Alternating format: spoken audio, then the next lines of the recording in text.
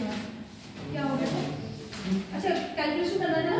हाँ मैडम थोड़ा सा लिख लो, कैलकुलेशन फॉर्मूला है, लिख लो वो क्वेश्चन स्टाइल में। कैलकुलेशन ऑफ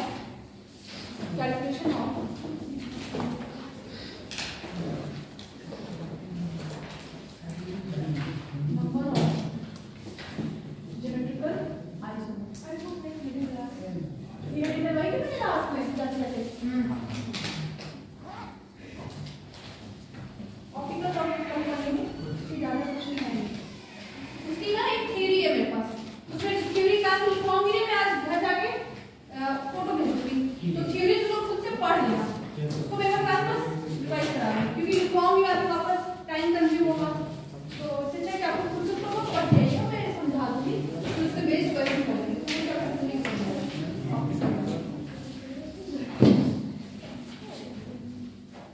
इसमें लिखिए फर्स्ट लिखना अनसिमेट्रिकल कंपाउंड। कहाँ थे तुम लोग लिखे थे? सिर्फ कल नहीं थे, लास्ट वीक में थी? नहीं लास्ट नहीं थे ना। अनसिमेट्रिकल कंपाउंड, हाँ इसमें सबहेडिंग डालो अनसिमेट्रिकल कंपाउंड। विकास तुम क्या पढ़ते हो? मतलब मैं पढ़ाती हूँ, तुम कुछ और पढ़ते हो क्या? मतलब तुम ये लिखते हो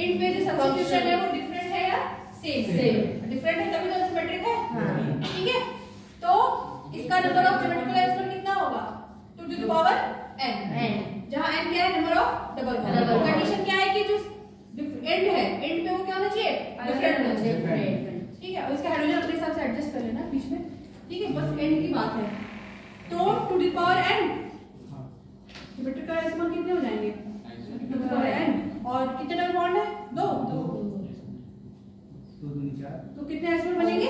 4। ठीक।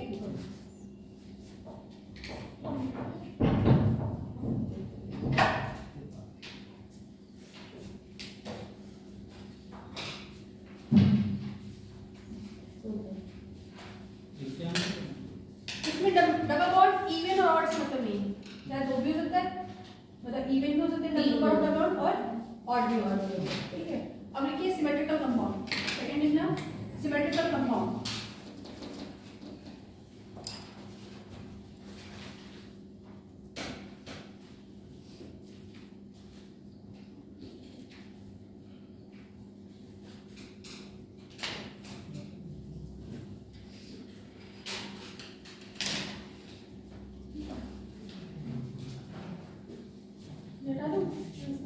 इसमें क्या ध्यान देना है? पहले क्या लिखेंगे? एंड पे डिफरेंट है या सेम है? सिमेट्रिक में क्या होगा? सेम होगा।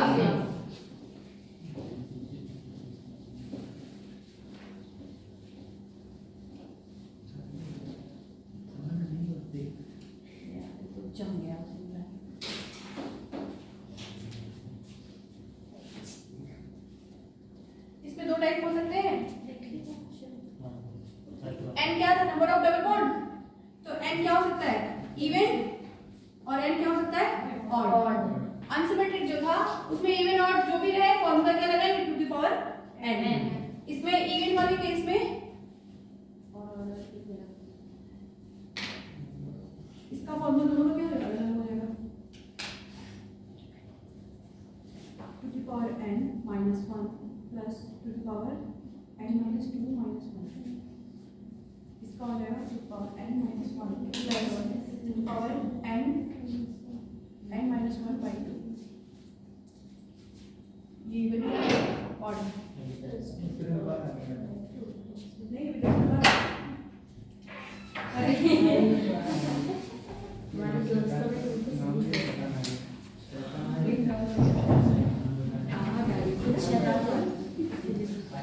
n क्या है? Number of double bond.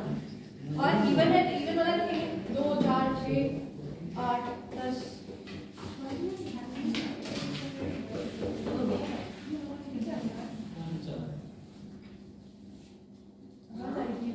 हम मत दिखा नहीं हमें बाहर से ही बाहर से इसके अंदर आ गया।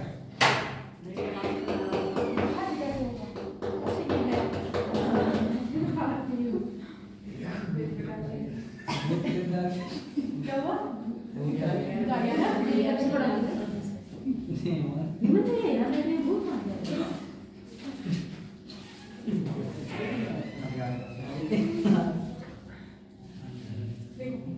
सिमेट्रिक है, दोनों तरफ सब्स्टिट्यूशन सेम है और अल्टरनेट डबल बॉन्ड भी है। ठीक है। और कौन सा इवन है या ऑड है? डबल बॉन्ड इवन है कि ऑड है? दो इवन है। कौन सा फॉर्मूला लगेगा? ये वाला इवन। नंबर ऑफ सिमेट्रिकल एसिमल कितने हो जाएंगे?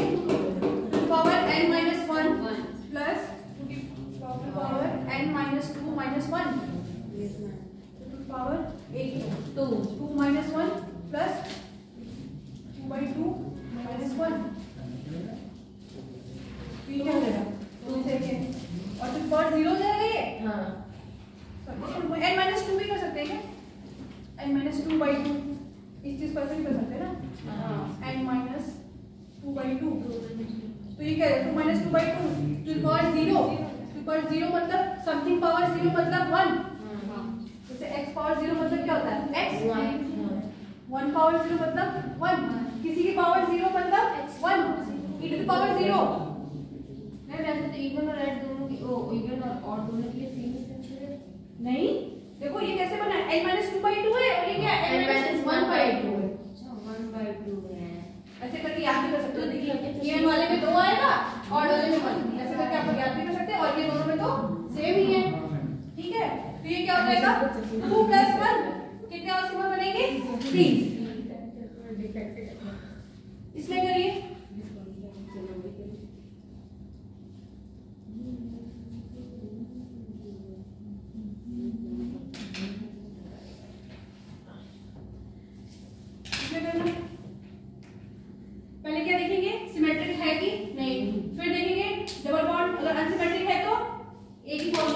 अगर सिमेट्रिक है तो इवन और ऑड का डिफरेंट डिफरेंट है। इवन वाले में n-2/2 है और उसका n-1/2।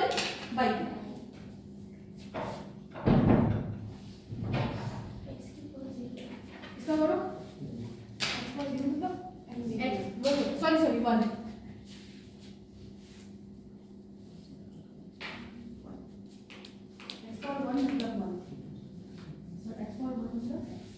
किसी को कुछ भी नहीं तो 1 मान लेते हैं ना। समथिंग पावर ये सब तो मैथ में बताया जाता है।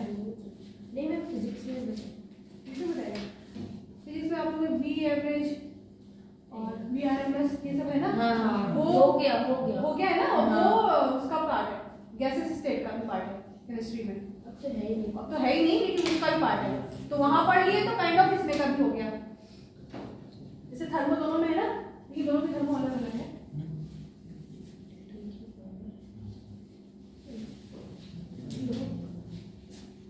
ये हो गया ज्योमेट्री का, इसमें कंप्यूटेशन खत्म हो गया, ट्रांसफॉर्मेशन स्टार्ट करेंगे।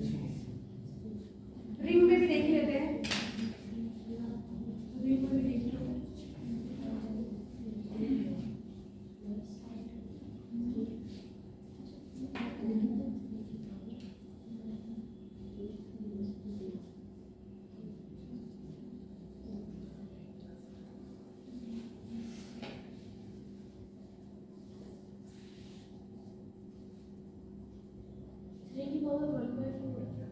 किसमें इसमें 3 - 2 2 to the power 3 - 1 3 पॉइंट है ना। हाँ तो 3 - 1 क्या होगा 2 रहेगा और वो 2 6 आ रहा है। 6 आ रहा है ना। हाँ 6 आ रहा है। कैसे किया पावर की पावर है 3 की पावर पर।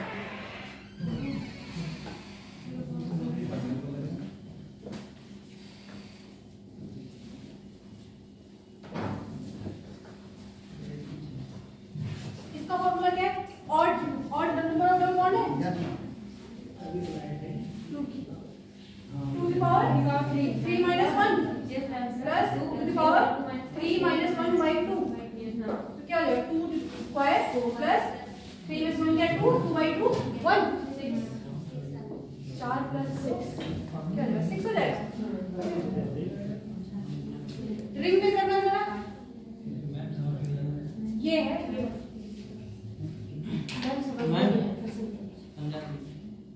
पहले क्या चेक करेंगे कि सिमेट्रिक है या अनसिमेट्रिक। सिमेट्रिक कैसे पता करेंगे कि सब्स्टिट्यूशन क्या रहेगा सेम, अनसिमेट्रिक में डिफरेंट। पहले मॉलिक्यूल में ऐसे चेक करेंगे सिमेट्रिक है या नहीं। फिर अगर अनसिमेट्रिक सिमेट्रिक पता चल गया तो अनसिमेट्रिक का एक ही फॉर्मूला है two the power n। Symmetric में 2 इवन और ऑड। इवन और क्या नंबर ऑफ डबल बॉन्ड देख लेंगे कि इवन नंबर है कि ऑड नंबर है। अगर इवन है तो ये वाला फॉर्मूला लगा देंगे, ऑड होगा तो ये। और इसका याद करने का तरीका भी देख सकते हो, पहला तो टर्म दोनों में सेम है, सेकंड टर्म में क्या टू द पावर n-2/-1 है। अगर इसको ऐसे करें तो अगर 2 का इधर मल्टीप्लाई कर दें ऐसे, इवन वाला 2 से शुरू होता है तो 2 से मान लो, और ऑड में ऑड नंबर्स होते हैं तो यहाँ ऑड नंबर है 1। ऐसे याद कर सकते हो, याद भी हो गया और क्वेश्चन भी हो जाएगा। ठीक है, रिंग में करना जरा लिखो, इन रिंग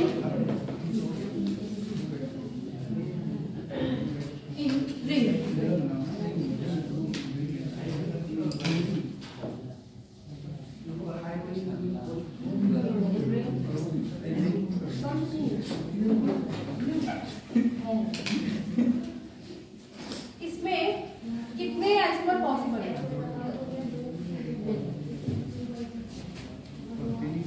अगर मैं ऐसे करा दूं, मान लो ये Cl है और ये भी Cl है, तो कितने पॉसिबल आइसोमर है?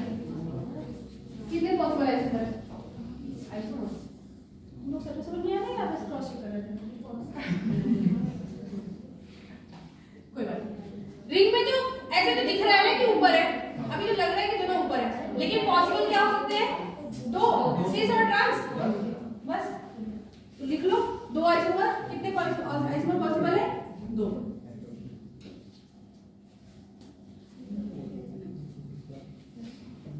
बोथ अब या तो दोनों ऊपर हो जाए नीचे नहीं, एक ऊपर एक नीचे भी हो जाएगा। हाँ 1 अप और एक डाउन। अच्छा हाँ, दोनों डाउन नहीं हो सकते क्योंकि स्टेरिक हिंड्रेंस ज्यादा लग जाएगा। ठीक है, दो सब्स्टिट्यूशन पे दोनों डाउन नहीं हो सकते। ठीक पे करना। अच्छा दोनों अप दिखाना है तो या तो ऐसे बना दो या फिर कल मैं बताई थी ऐसे बना दो। अब बनाना है तो डाउन, एक अप एक डाउन बनाना है तो एक वेज लाइन और एक डैश। ठीक है, ये सब लास्ट क्लास में हो गया था। इस पे करिए जरा, बस बताना है कितने पॉसिबल है, बना के देखना नहीं है। क्या क्या कर सकते हैं इसमें।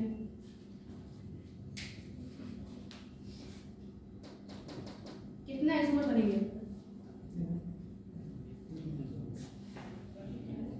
एक ही ना? कैसे? दो बनेंगे। कौन कौन सा बनेगा? या तो सारे ऊपर हो जाए हाँ और एक को कांस्टेंट कर दो, फिर दो को नीचे कर दो, फिर इसको कांस्टेंट कर दो, इन दोनों को नीचे कर दो, फिर एक को पकड़ो उसको नीचे कर दो। या तो क्या हो जाए, चारों ऊपर हो जाए। पहला यही हो गया। मान लो 1 अप, मान लो फ्लोरीन अप हो गया और क्लोरीन और ब्रोमीन क्या हो गया? डाउन। इसी तरह क्लोरीन अप, बाकी जो बचे वो दोनों डाउन। इसी तरह ब्रोमीन अप और फ्लोरीन क्या हो जाए? डाउन। 4 आइसोमर बन गए। कितने हो गए इसके? 4। इसके कितने? 2। वो सब्स्टिट्यूशन ये तो आप लोग बना के दे सकते हैं। रिंग में जनरली आप लोग ना बना के देख लीजिएगा। बाकी वो ऐसे लंबे वाले स्ट्रक्चर में तो फॉर्मूला बन गया, इसका आप लोग बना के देख लीजिएगा। किसी को बहुत इलैबोरेट करके पढ़ना है तो वो बुक से पढ़ ले। आइनम वगैरह है उसमें आप पढ़ सकते हैं प्रॉपर। पूरी स्टीरियो पूरी पढ़ी है उसमें। अगर स्टीरियो कायदे से पढ़ाए ना कोई 2-3 महीना पढ़ाता ही है, लेकिन पेपर स्टीरियो का तो है ना। केमिस्ट्री का है किसका? नीट का। तो कॉम्पैक्ट करके पढ़ाना ही पड़ेगा। ये तो लिख लिए होंगे, सब लिख लिया मैम। सब लिख लिया ना? हेमंत हो गया सकते सब। हाँ हम लोग भी हेमंत बन लिखते हैं साथ में साथ। टेस्ट की तैयारी कैसी चल रही है? बहुत अच्छी चल रही है, लगी हुई है। 2 बजे से ही होगा, 2 से 5। आप लोग भी टेस्ट नहीं, कोऑर्डिनेटर सब रहेंगे। कोऑर्डिनेटर रहेंगे, वेद प्रकाश जी रहेंगे, प्रदीप गंगवार रहेंगे। इतने सारे लोग क्या करेंगे? हम लोग ऐसे ही इसमें चीटिंग ना करो। हाँ आतंकवादी थोड़ी चीटिंग ये मत समझिए तुमने। सीधा मुंह में अरे टेस्ट देने आना सब लोग, जरूर से आना। इसका कर देना।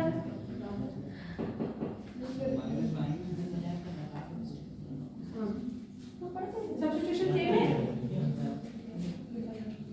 इसका क्या कर सकते हैं? या तो सारे ऊपर हो जाए या सारे नीचे हो जाए। एक ऊपर कर दे, 2 नीचे कर दे, या एक नीचे कर 2 ऊपर कर दे, ऐसे कर सकते हैं। 2 ऊपर होंगे नहीं, ये आपको बना के देख लीजिएगा। 4 हो गए इसके। इसमें भी 4 नहीं सिर्फ 2 हैं। 2 वो दोनों देखने से लगी ना देखने में एक ही सर, क्योंकि सब्स्टिट्यूशन तो सेम है। सब्स्टिट्यूशन तो सेम है। घुमा दोगे अगर ऊपर नीचे कर भी दो, लेकिन जब रोटेट करोगे तो एक ही जैसा तो दिखेगा, क्योंकि मॉलिक्यूल तो सेम है। अब ऐसे समझ लीजिए नीचे के दोनों ऊपर है, ठीक है। फिर इसको जब रोटेट करके देखेंगे तो एक ही जैसा तो है सब कुछ। मॉलिक्यूल सब्स्टिट्यूशन से अगर इसमें डिफरेंट रहता तो डिस्टिंग्विश कर पाते कि ये ऊपर था अब ये नीचे हो गया, लेकिन सेम ही है तो कैसे पता कर पाओगे? जब इसको स्पेस में देखेंगे तो कैसे पता चलेगा कि रोटेट हो गया या फिर क्या हुआ, है कि नहीं? नेक्स्ट देखिए, ऑप्टिकल कलर है गया, इसकी थ्योरी पहले पढ़ लीजिएगा। जैसे कायरल है, एसिमेट्रिक, डिससिमेट्रिक, ये सब थ्योरी है। पोलरिमीटर क्या होता है, मोनोक्रोमेटिक लाइट क्या होती है, प्लेन पोलराइज्ड लाइट क्या होती है, ये सब बुक में भी दिया है, मैं आज भेज दूंगी। थ्योरी पढ़ लेना, कल मैं इस पेपर एक्सप्लेन करके उसका कॉन्सेप्ट बता दूंगी जैसे क्वेश्चन आते हैं। ठीक, एक क्लास में खत्म हो जाएगा। लिखवाने लगेंगे तो 3 क्लास ले लेना सिर्फ ऑप्टिकल। अरे नहीं क्या नहीं पढ़ा है? समझा देना। इसलिए बोलिए उनकी कल 1 बजे क्लास रहेगी।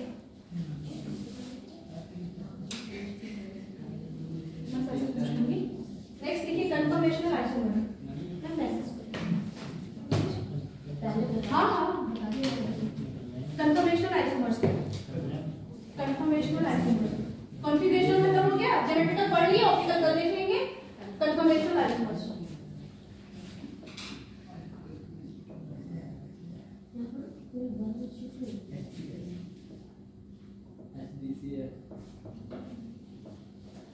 इसमें क्या देख रहे हैं? अभी तो डबल बॉन्ड का देख रहे थे सब कुछ, रोटेशन तो उसमें होता नहीं, रेस्ट्रिक्टेड रोटेशन था।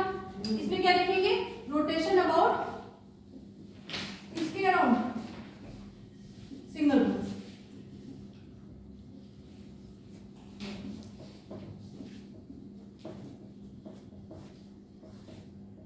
सिंगल बॉन्ड देखो कौन सा, सी और C1 कार्बन, ठीक है। और ये बॉन्ड होता कौन सा है?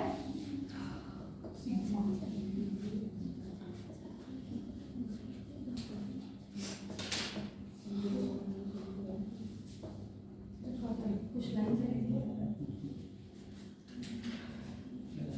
C2H6 दिख रहा है, उसको क्या बोलते हैं? ये क्या है?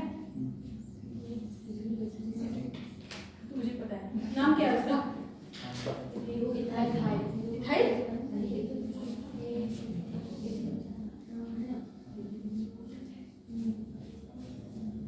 जब ऐसा रहता है ना, तुरंत छोटी चीजें तो तुरंत ड्रॉ कर सकते हो। 2 कार्बन है, 6 हाइड्रोजन है,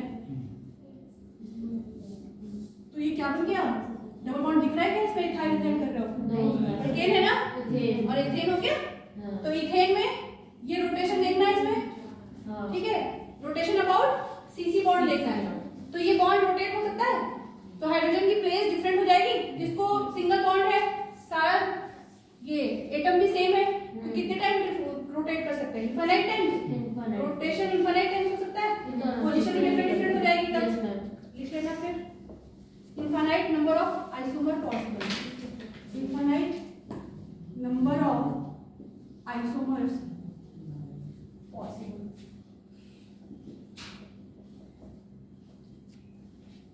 क्योंकि इसको इतना से रोटेट करें, अब एंगल तो भी हिसाब से नहीं होने सकते। 360, 0 से 360 कितने एंगल्स में? काफी सारे हो जाएंगे। तो उसको इनफाइनाइट कर देंगे। इनफाइनाइट किसको कहते हैं? जहाँ तक हम पहुँच सकते हैं, हमारे लिए क्या है? इनफाइनाइट। चीटी है, वहां से चल के आ रही है, तो उतनी छोटी जगह वहां तक पहुँच पाएगी नहीं, बनाई तो वो जगह उसके लिए क्या हो जाएगी? इनफाइनाइट। हम जहाँ तक नहीं पहुँच पाए, हमारे लिए क्या है? इनफाइनाइट। बचपन में क्या सोचते हैं कि बहुत दूर को इनफाइनाइट बोलते हैं, समुद्र का जो किनारा है उसको इनफाइनाइट बोलते हैं। मतलब जहाँ पता ही नहीं, कोई ऐसे किसी ने बताया ही नहीं कि जहाँ नहीं पहुंचे वही इनफाइनाइट। अब जैसे वो बोलते हैं ना, पॉइंट चार्ज स्पेस में रखा हुआ है, उसको इनफाइनाइट से यहाँ तक लाने के लिए पोटेंशियल बोलते हैं। तो इनफाइनाइट सोचते हो ना, बहुत दूर रखा हुआ, नहीं, चार्ज कितना ही जा पाएगा वो, ठीक है। चलो लिखो, रोटेशन अबाउट सिंगल बॉन्ड। हाँ, थोड़ा सा ठीक है लिखो इसकी, rotation about single bond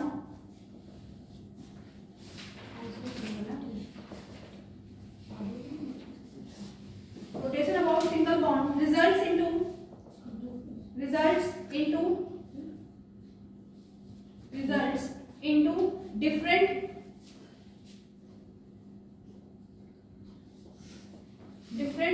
special space में इसका अरेंजमेंट, ठीक है, different special arrangement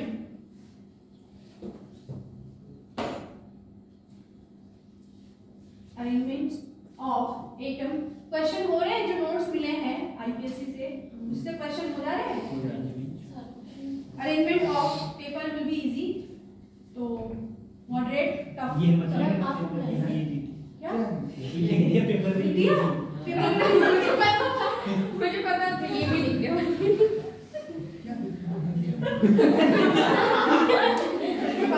उसे नोट कर लो, समझो उसी दिन टेस्ट था, वो भी काम ही देगा कि किसी से मैं पढ़ा रही तक टेस्ट नहीं बता।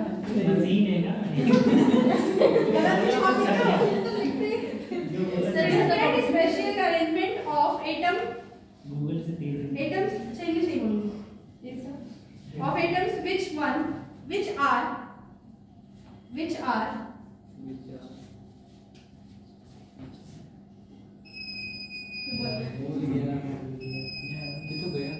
इन्वर्टर है, which are interconvertible, मतलब कि आपस में क्या हो सकता है? Change, interconvertible and non-separable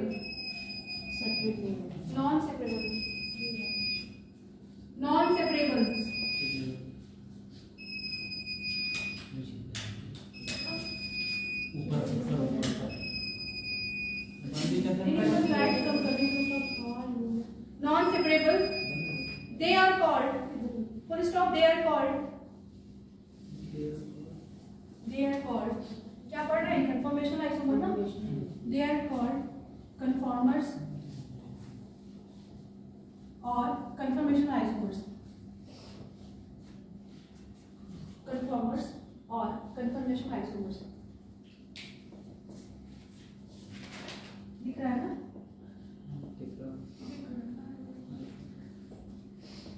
inter convert कर सकते हैं इसको, सेपरेट नहीं कर सकते, लेकिन ज्योमेट्रिकल में क्या था उधर, कॉन्फ़िगरेशन में सेपरेट हो जाता है। स्टार्ट कर दे रहे हो उसको। रोटेशन और लिखो आगे, rotation is not completely free, rotation is not completely free, मतलब फ्री रोटेशन नहीं होता है।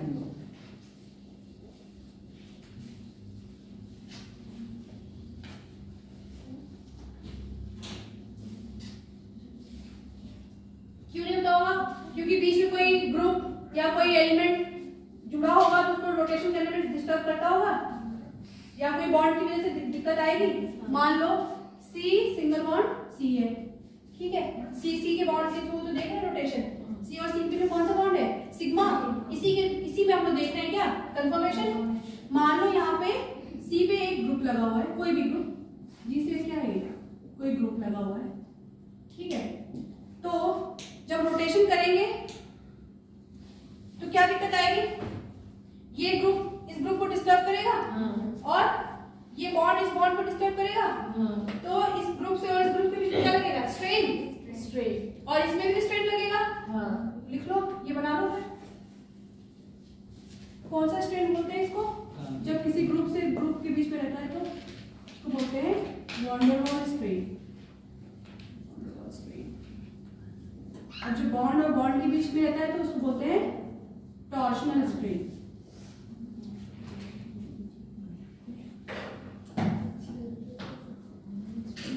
स्ट्रेन क्या, तनाव कह सकते हैं।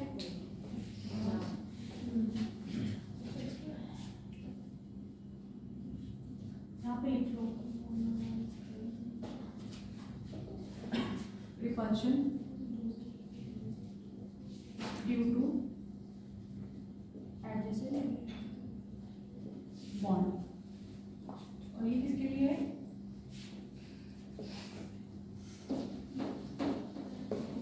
एक्शन मतलब क्या, एक साथ लगा हुआ, ये इसी कारण पे लगा हुआ है ना, इसको क्या बोलते हैं, एडजेसेंट पोजीशन। तो इसमें रिपल्शन क्रिएट हो रहा है इसकी वजह से, बॉन्ड की सॉरी ग्रुप की वजह से।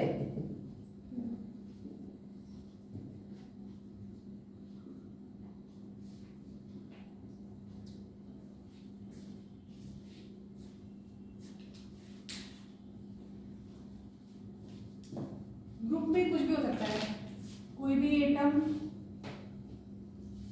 या फिर कोई भी ग्रुप, हाइड्रोजन भी हो सकता है, कोई OH वगैरह भी हो सकता है, कोई भी ग्रुप हो सकता है, CH3 हो सकता है, लेकिन ये एक तो मस्ट है क्या, C सिंगल बॉन्ड C, क्योंकि इसी के थ्रू हम लोग रोटेशन देखेंगे।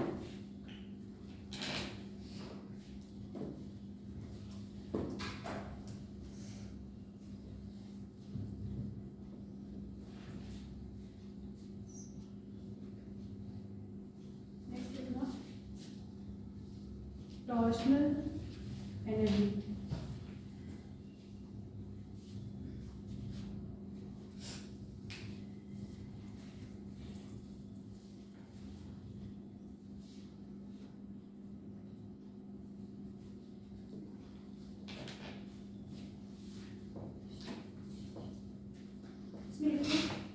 एनर्जी रिक्वायर्ड,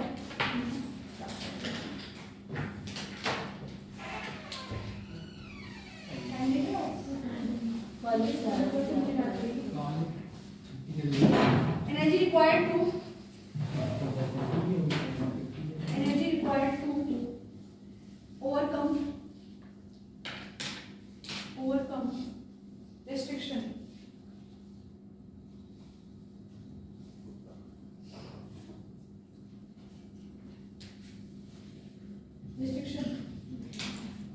नोट करके लिखिए, out of infinite ऐसे सिंबल बना दो बूमरैंग जैसा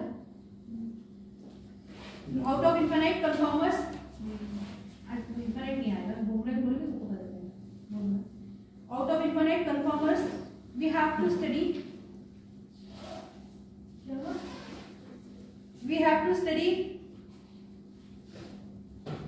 बच नहीं सकते कोई भी चीज करके सब पता है मुझे we have to study eclipse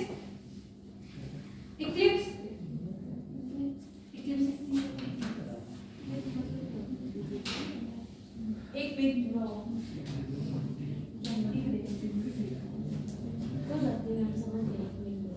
eclipse लिखिए comma staggered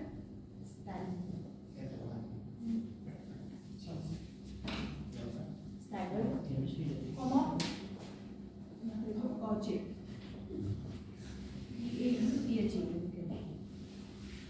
या gauge JUCH ये कन्फर्मर्स के नाम है सुना तो होगा तैयारी तो किए थे ये तो पता ही होगा ट्वेल्थ में भी पढ़ाया जाता है कुछ नया नहीं है इसमें ठीक है ट्वेल्थ किए हो सबके सब 11th वाले तो मेरे को बताती है प्रॉपर हिंदी में पढ़ा है हिंदी में क्या नाम है अरे बहुत खतरनाक नाम होगा फिर तो आगे लिखना other than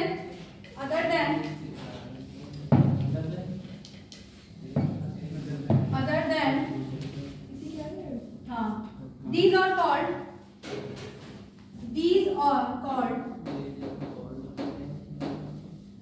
other than these are called skew SKEW क्योंकि इनफाइनाइट रोटेशन है ना इनफाइनाइट रोटेशन है तो ओवरऑल पूरा क्या है स्क्यू ही है इसमें कुछ टर्म्स के नाम दे दिए गए कुछ एंगल का नाम दिया गया ठीक है ये एंगल किसी एंगल पे होगा ये इक्लिप्स किसी एंगल पे होगा स्टैगर्ड किसी एंगल पे होगा और गॉचे भी किसी एंगल पे होगा ठीक है लिख लो समटाइम्स स्क्यू पर फुल स्टॉप लिख लो समटाइम्स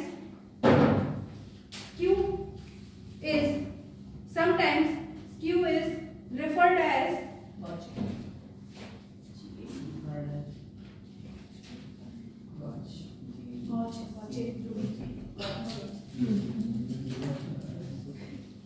हेडिंग डालिए सेंटर में हेडिंग डाल दो रिप्रेजेंटेशन ऑफ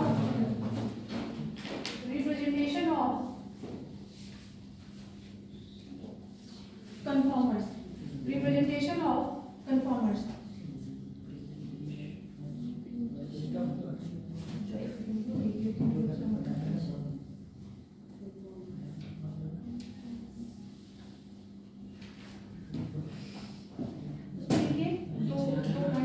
दो ऐसा बना दो एक लिख लो न्यूमैन प्रोजेक्शन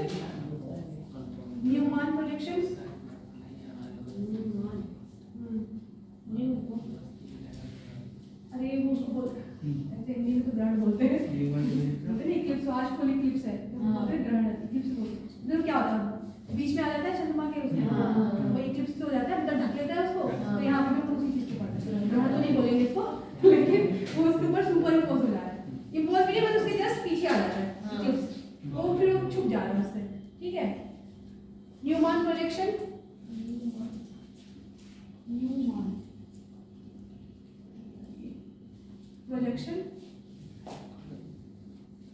यहाँ पे है सॉहर्स प्रोजेक्शन दो प्रोजेक्शन देखना है हाँ इसी में है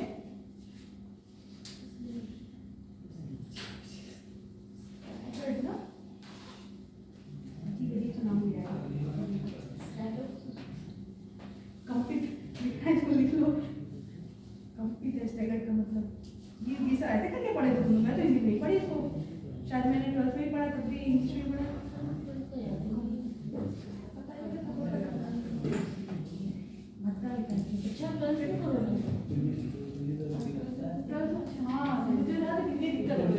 उसमें पता है बच्चे से प्रमोट हो गए नॉलेज कुछ नहीं मिला सिर्फ नंबर मिल गया कोई नॉलेज नहीं थी तो फिर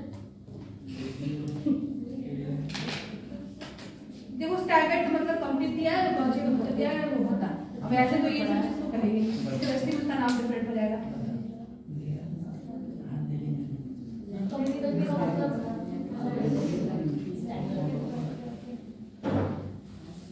एथेन में देखेंगे हम लोग, इथेन में इथेन का स्ट्रक्चर क्या है? C2H6। तो न्यूमैन प्रोजेक्शन कैसे बनाते हैं? इसको ओपन करके बनाए तो कैसे बनेगा? हमें तो रोटेशन लेना है, C सिंगल बॉन्ड C के, और इसमें कितने हाइड्रोजन है? 6। दोनों कार्बन क्या है? sp3 हाइब्रिड है, टेट्राहेड्रली अरेंज होंगे। हमने जैसे से बना दिया है, तो न्यूमैन प्रोजेक्शन में क्या करते हैं? और एक सर्कल ड्रॉ करते हैं, ठीक। सेंटर पे पहला वाला कार्बन रहेगा, मतलब ये 1 है, ये 2 है, ठीक है। जो दूसरा वाला कार्बन होता है इसके कहाँ आता है? पीछे, ठीक है। ये कौन सा कार्बन है? फ्रंट वाला। फर्स्ट कर लो। दूसरा वाला कार्बन कहाँ है? इसके पीछे।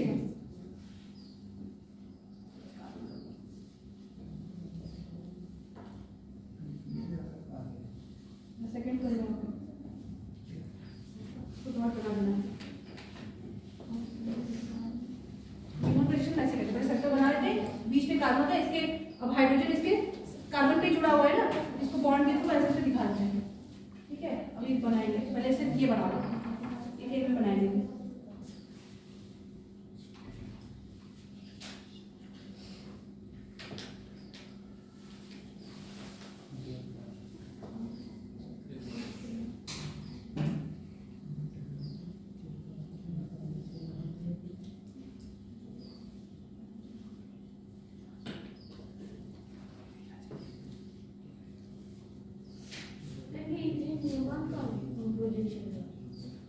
नहीं, न्यूमैन प्रोजेक्शन नहीं, इथेन को न्यूमैन प्रोजेक्शन में दिखाने की कोशिश कर रहे हैं, ठीक है।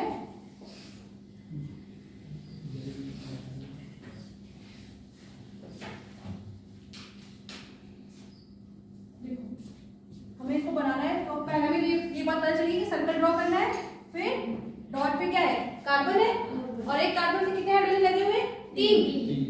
3 बना दो। अभी भी बनाए नहीं, पहले समझ लो, ठीक है। फिर दूसरा कार्बन तो दिख नहीं रहा है, इसके कहाँ है? वो पीछे है, लेकिन उसके पोजीशन हाइड्रोजन में तो दिख रहे होंगे। वो हाइड्रोजन दो तरीके से अरेंज हो सकता है, या तो जैसे मान लो ये सर्कल है, ये सर्कल आगे का और ये पीछे वाला सर्कल, एक हाइड्रोजन यहाँ है, एक इधर और एक इधर। पीछे वाला हाइड्रोजन मान लो इसके जस्ट इस हाइड्रोजन के जस्ट सामने हो जाए, और ये भी इसके सामने हो जाए, कुछ ऐसा।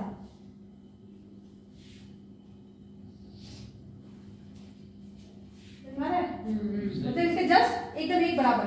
इसको क्या बोलते हैं? इक्लिप्स। इसको क्या बोलते हैं? इक्लिप्स। हिंदी में इसको ग्रहण बोलते हैं। इक्लिप्स मतलब तो ग्रहण ही होता है, लेकिन केमिस्ट्री में इक्लिप्स से जानो ना, एक दूसरे से क्या ढका हुआ है, उसको छिपा दिया है वो इक्लिप्स उसके पीछे। और इसका एंगल कितना है इनके बीच का? 0।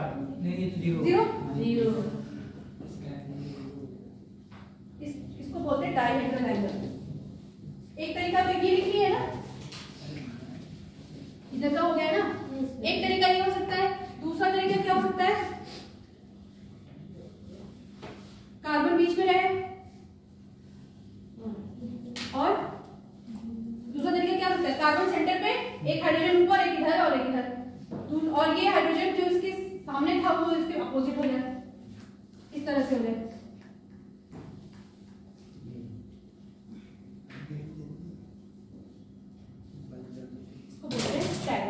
तो क्या बोलते हैं? स्टैगर्ड। इसका थीटा होता है 60 डिग्री, क्योंकि देखो ना ये 60 डिग्री रोटेट करेंगे। जैसे मान लो ये हाइड्रोजन यहाँ था, इधर देखो हाइड्रोजन मान लो यहाँ है, इसको 60 डिग्री रोटेट करें तो यहाँ आ गया, और जो यहाँ था वो नीचे चला गया, ये तो हुआ है। तो कितना एंगल है? 60 डिग्री। थीटा क्या है? डायहेड्रल एंगल, और टॉर्शनल एंगल भी बोलते हैं इसको। डायहेड्रल एंगल ही जानेंगे ज़्यादातर, एंगल ऑफ रोटेशन भी कह सकते हैं, क्योंकि रोटेशन वाला एंगल ही तो है, और एंगल ऑफ रोटेशन।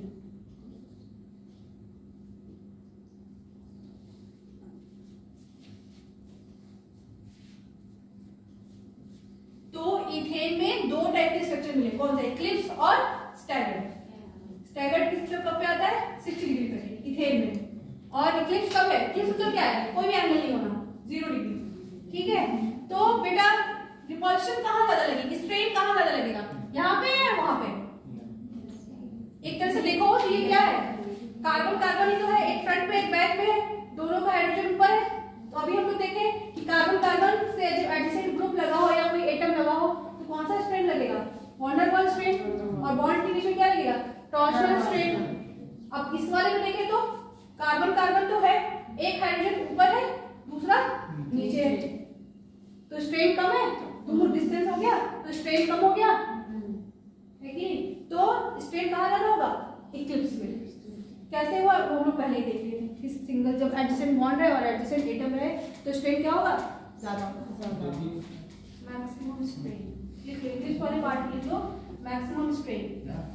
हाँ जी, किसने बुलाया, नहीं पूछ लो, नहीं आया पूछ लो, अगर फास्ट हो रहा है या कुछ भी लग रहा है, इंग्लिश में प्रॉब्लम हो रही है, बुक में भी तो इंग्लिश में दिया है।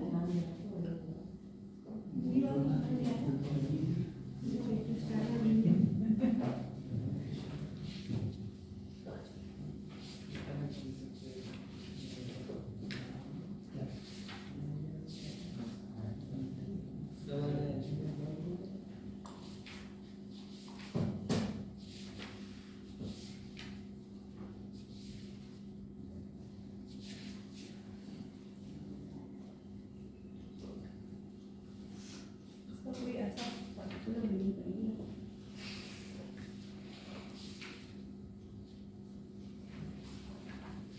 सांतर लिखा है, स्टैगर ही लिखा है, वो स्टैगर करके ही लिखा हुआ उसमें हिंदी में भी, वो खोजते हैं वो क्या है हिंदी पढ़ा सर मैं। तो इथेन में कितने कॉम्बिनेशन मिले, दो, इक्लिप्स और स्टैगर। इक्लिप्स मतलब एक साथ पीछे 0 डिग्री डायहेड्रल और स्टैगर में 60 डिग्री, सब क्या है, हाइड्रोजन। ब्यूटेन में क्या होता है, ब्यूटेन का भी हम देखेंगे, हमें रोटेशन कहाँ देखना है, CC बॉन्ड में देखना है, तो ब्यूटेन में भी करके देखते हैं कि क्या क्या मिलता है।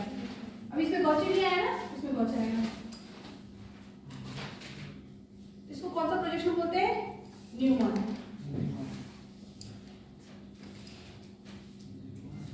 न्यूमैन प्रोजेक्शन क्या, दोनों न्यूमैन की प्रोजेक्शन। हाँ हाँ दोनों न्यूमैन का ये साइन ही है कि बीच में डॉट कार्बन ऐसे। अगर बैक कार्बन दिखाना हो तो कैसे दिखाएंगे, बैक कार्बन दिखाना हो तो इसको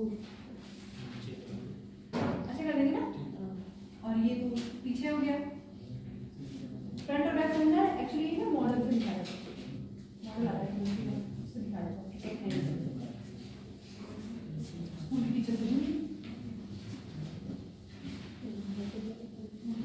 मंगवा दूंगी मैं सर से पूछ के, किसने लिखा रहेगा अगले सेशन में आना होगा, मन में लोग अगले सेशन में आना ना पड़े।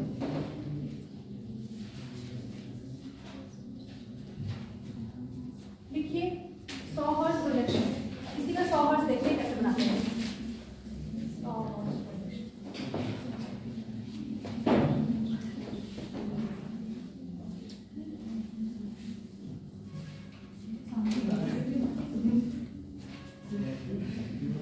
ये तो कौन सा प्रोजेक्शन था, न्यूमैन। ठीक, अगर इसको 100 हर्ट्ज पे दिखाना हो तो कैसे दिखाएंगे, एक कार्बन कार्बन को एक लाइन पे दिखा देते हैं, एक यहाँ कार्बन है और एक यहाँ पे है, ठीक है।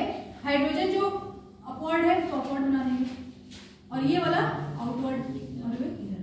हाँ क्या कैसे हो गया ये, इसको अगर साइड व्यू से देखो, अगर अच्छा ऐसे, अगर मैं तुम्हें फ्रंट से दिखाऊं तो तुम्हें सर्कल दिखेगा, फिर जब मैं साइड से दिखाऊं तो एक बॉन्ड यहाँ दिखेगा, एक इधर की तरफ, एक इधर, और इधर से दिखाए तो ये वाला बॉन्ड इधर, तो ये वाला हाइड्रोजन मान लो इसको 1 2 3 कर दो, 1 2 3 4 5 6 हाइड्रोजन की नंबरिंग कर देते हैं, ठीक है। इसको कुछ ऐसे तो फर्स्ट यहाँ आ गया, सेकंड यहाँ पे, थर्ड यहाँ पे, तो ध्यान से समझेंगे। फोर्थ ये तो दिख रहा होगा, ये इसके सामने है ना, 2 पीछे कौन है 5 और यहाँ पे 6। तो ये भी कौन सा फॉर्म है इक्लिप्स, ये भी कौन सा फॉर्म है इक्लिप्स। अब अगर इसका स्टैगर्ड वाले का बनाए तो स्टैगर्ड वाला कैसा था ऐसा, तो इसको बनाएंगे तो ये तो एज इट इज रह जाएगा, ये वाला रोटेट हो जाएगा, ये वाला हाइड्रोजन यहाँ आ जाएगा और ये यहाँ चला जाएगा, ये इधर आ जाएगा। समझ आया? इसको 1 2 3 कर दो, 1 2 3 5 वाले को रोटेट कराया था ना,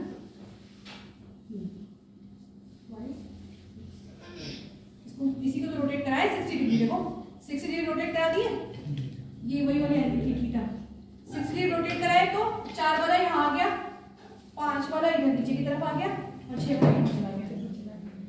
और क्या है 1 2 3 4 5 6, ये सब है क्या हाइड्रोजन है, यहाँ पे बना ही हाइड्रोजन, तो तुम लोग लिख ही दोगे बाद में कि एथेन तो नहीं है यहाँ पे।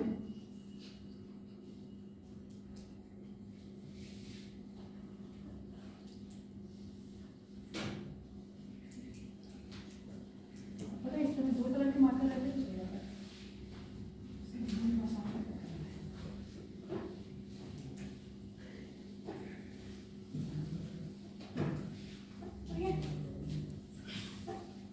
ये कौन सा पोजीशन है ह्यूमन और ये सॉफ्ट। एक फिशर भी आता है जो ऐसे वाली पोजीशन होती है।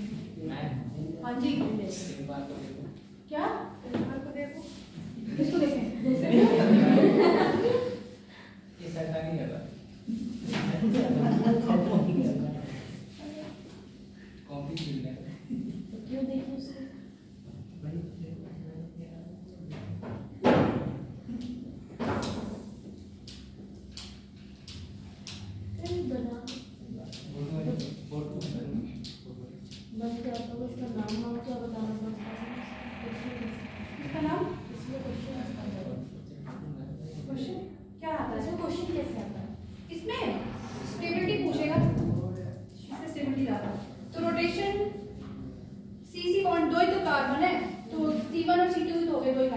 ब्यूटेन आ रहा है तब देखेंगे किसके अराउंड रोटेशन है, कौन सा किसमें रिपल्शन जा रहा है, किसमें सेल्फी ले रहा है। इसकी फोटो खींचने की जरूरत है, तो बनाओ कॉपी पे।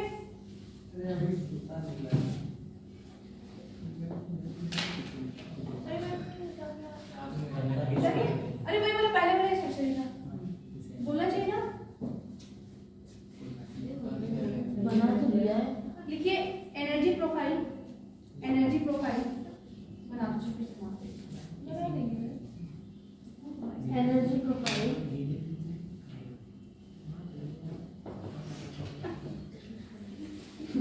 Energy profile of ethane.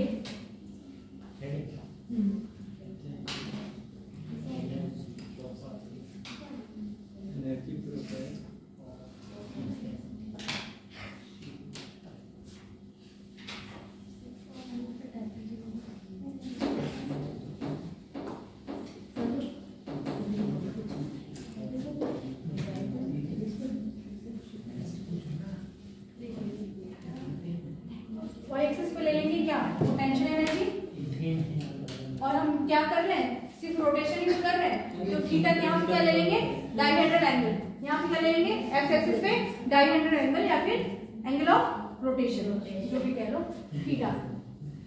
ठीक है, कितने कितनी डिग्री रोटेट करा रहे हैं 60 60। तो कहाँ से शुरू करेंगे 0 से 60 60 से 120 फिर 180 फिर 270 240 270 90 होता है 240 देन 300 0 और 360 तो सेम हो जाएगा। चलो फिर 120 के लिए काम हो जाएगा। दूर दूर बनाओ एंगल्स बना लेते हैं। एक सेकंड ये सही है, इस थोड़ा सा एंगल दूर बना लो 120 180 हो जाएगा ये 240। इक्लिप्स पे कौन सा एंगल है 0 एंगल कितना है 0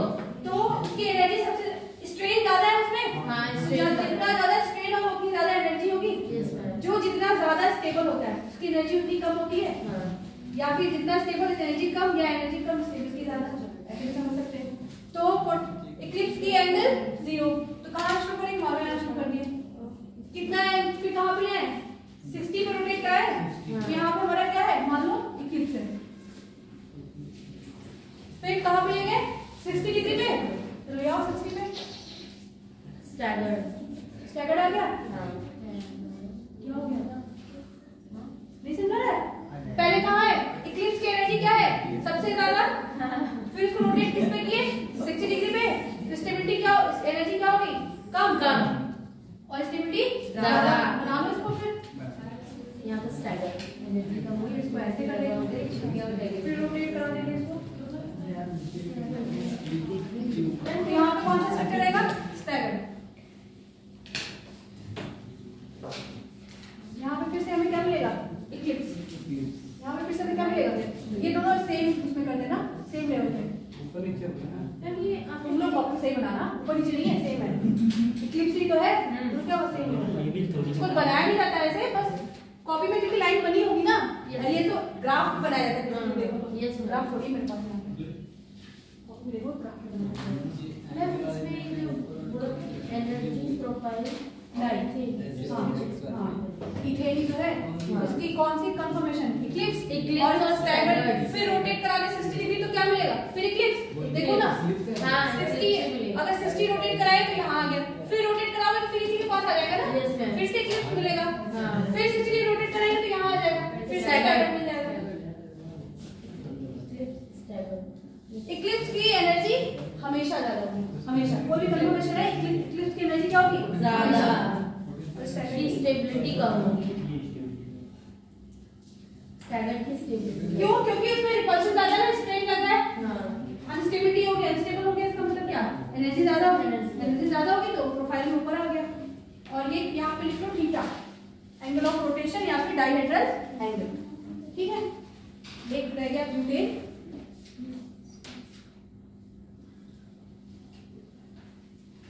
इसी का जो ऐसा वाला स्ट्रक्चर बनता है उसको फिशर प्रोजेक्शन बनाते हैं, उसको बनाते हैं चेंज करने की भी, चेंज करने की नहीं है, अगर हो सकता है पूछ दे कि ये न्यूमैन प्रोजेक्शन है, न्यूमैन से इसका हर्ट्ज प्रोजेक्शन बताइए कौन सा करेक्ट है, ढेर सारा स्ट्रक्चर दिया हुआ है आपको उसमें समझना होगा, ठीक है।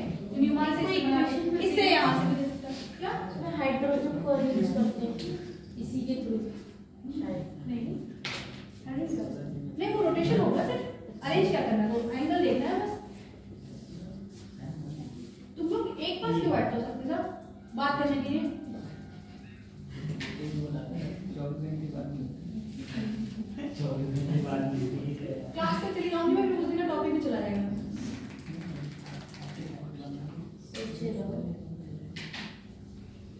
मेरे लिए अच्छा ही हो जाएगा, लॉस कम ही लगता है और मैं डिस्कस भी नहीं करूंगी कभी,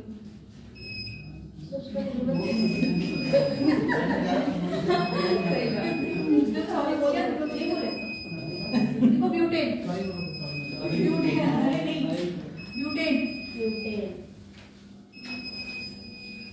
में कोई हो जाएगा क्या होता है C4 H10 स्ट्रक्चर कितने हाइड्रोजन 3 2 ठीक है। इसमें रोटेशन किसके अराउंड देखना है, ये 1 मान लो ये 1 है, ये 2 है, ये 3 है 4, तो किसके अराउंड देखेंगे रोटेशन, रोटेशन C2 और C3 का, मैं लाइट बंद कर दी पे बोल रहा है उधर वाली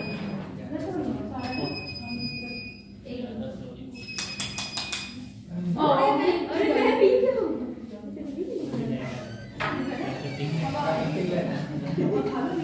हाँ ठीक है बड़े ना हो गया, देखिए रोटेशन अबाउट C2 और C3 का, रोटेशन अबाउट C2 और C3 का, क्योंकि फर्स्ट के अराउंड नहीं दिखा सकते ना, क्योंकि हमारे न्यूमैन प्रोजेक्शन में सिर्फ फ्रंट में एक कार्बन है और पीछे एक कार्बन है, 3 कार्बन कैसे पीछे अरेंज करोगे, देखो अगर फर्स्ट पे बना दे तो यहाँ C कर दे तो पीछे 3 कार्बन और कैसे दिखाएंगे, C2 और C3 ले लेंगे तो सिर्फ 2 कार्बन दिखाने पड़ेंगे, उसको एज ए सब्स्टिट्यूएंट साइड्स को दिखा देंगे, ठीक है।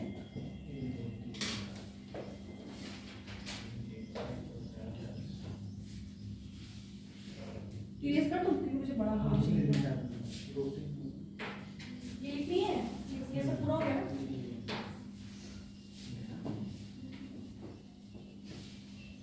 कोशिश करो बनाने का। अच्छा एक तरह से बनाओ।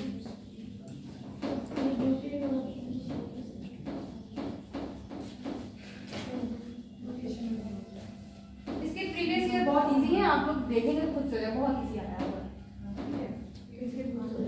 न्यूमेरिकल वाले में थोड़ा मुझे बताना पड़ता है क्योंकि अलग अलग चीज़ हर न्यूमेरिकल में रहती है।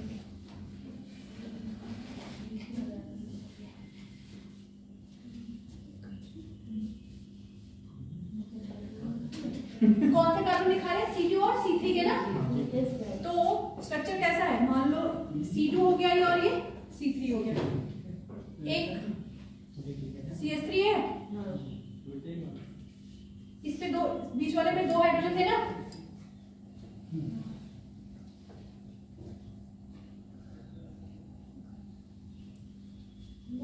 जहाँ हाइड्रोजन था वहाँ पे क्या करेंगे?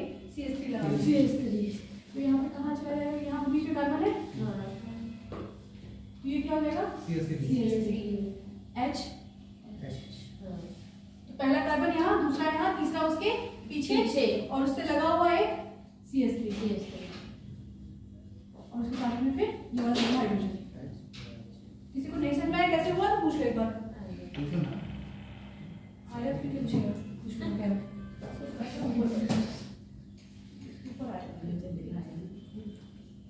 है, तो फिर जस्ट पीछे ही ड्रॉ करने की जरूरत है। ठीक है, तो ये कौन सी कंफर्मेशन हुई? इक्लिप्स हुई। इसको बोलते हैं फुल इक्लिप्स। इसको क्या बोलते हैं? Full Eclipse. इक्लिप्स लिख लो, फुल इक्लिप्स कैसे हुआ लिख देख लेंगे इसको।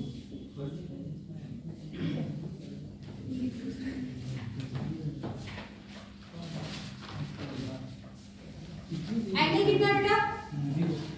0 डिग्री किया है या फिर 360 कर दूं? फिर इसको रोटेट कर दो 60 डिग्री। इसको रोटेट करें 60 डिग्री। पहले मेरे साथ बनवा लो, फिर कॉपी बनाना। ठीक है। 60 डिग्री रोटेट करेंगे तो CH3 यहाँ आ जाएगा। पीछे वाला रोटेट हो जाएगा ना, फ्रंट वाला कैसे रहेगा? CH3 H और H। ये CH3 यहाँ आ जाएगी। इधर बीच में H, इधर भी H।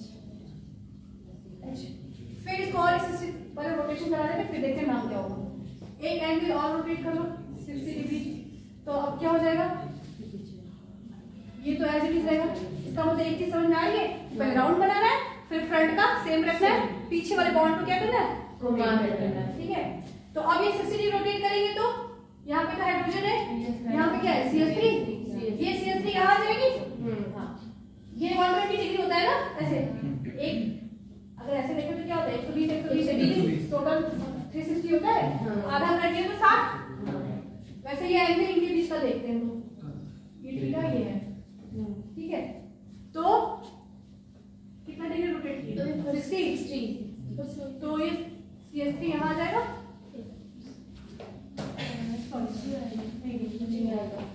CH3 यहाँ आ जाएगा। और ये हाइड्रोजन यहाँ पे, फिर एक बार और रोटेट करो, फिर घुमा के ऐसा बनाना है। पूरा घुमा के ऐसा, तभी तो पूरा प्रोफाइल बनाओगे। फिर इसको रोटेट करा दो एक डिग्री और H कितनी डिग्री की है? फिर 60। तो अब CH3 कहाँ चला जाएगा? बीच में आ जाएगा। आपका तो लिखा हुआ है। एक 60 और रोटेट कराओ।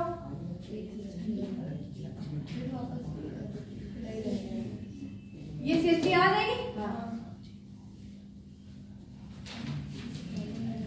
फिर क्या आएगा? यहाँ हाइड्रोजन, यहाँ पे हाइड्रोजन।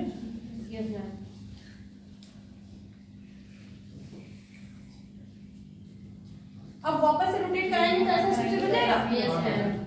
बना दो या फिर इसको पूरा ऐसे एरोस दिखा दो। हाँ ऐसे बना लेते हैं या फिर उसे ही कर दो, छोड़ दो उसको। पहले बना लो फिर हम कहाँ क्या हुआ। इसको 60 डिग्री बना लो।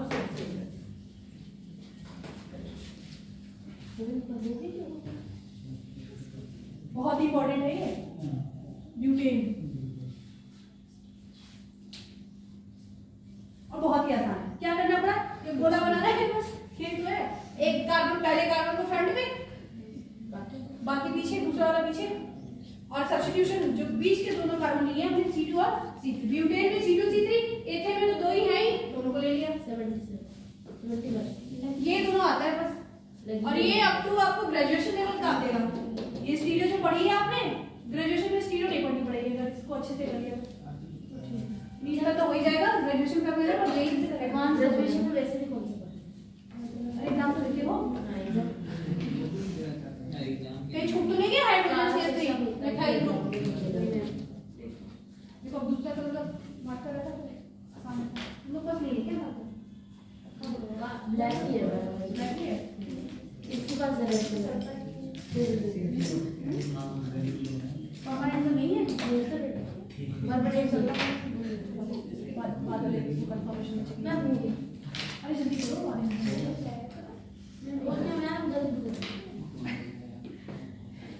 हमने क्या देखा है कि जब भी एक पेज रहे, जब भी एक पेज रहे उसको क्या बोलते हैं, इक्लिप्स। इसको बोलते हैं जब CS3 और CS3 के बीच में डायहेड्रल एंगल है क्या 60 डिग्री, इसको बोलते हैं नॉच। हाइड्रोजन था तो उसको क्या बोलते हैं, स्टैगर्ड।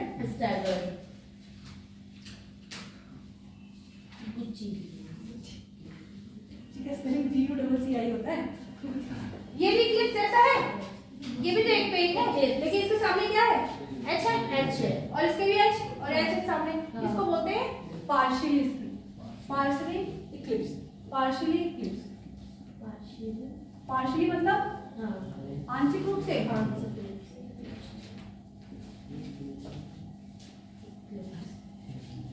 इसको बोलते हैं स्टैगर्ड या फिर एंटी। देखो CS3 यहाँ है और एक CS3 यहाँ पे, इसको क्या बोलते हैं, एंटी। फिर क्या मिल गया, इसको क्या बोलेंगे, फुल्ली स्टैगर्ड। पार्शियली इक्लिप्स है ना ये भी, फिर से इक्लिप्स मिल गया। एक एंटी को स्टैगर्ड बोलते हैं, एंटी को स्टैगर्ड, एंटी या फिर स्टैगर्ड। ठीक है, इसमें स्टैगर्ड सबसे स्टेबल कंफर्मेशन थी ना, यहाँ पे भी स्टैगर्ड सबसे स्टेबल रहेगी। ठीक है, कैसे देख रहे हैं कि स्ट्रेन से देख रहे हैं, जहाँ स्ट्रेन कम स्टेबिलिटी ज्यादा। ये भी क्या हो जाएगा, पार्शियली इक्लिप्स। फुल्ली तो होगा नहीं क्योंकि CS3 सामने है नहीं, ये क्या हो जाएगा, पार्शियली इक्लिप्स्ड। अब इसका प्रोफाइल बना कर देखेंगे, पार्शियली इक्लिप्स्ड। ठीक है, नेक्स्ट फुल्ली इक्लिप्स्ड।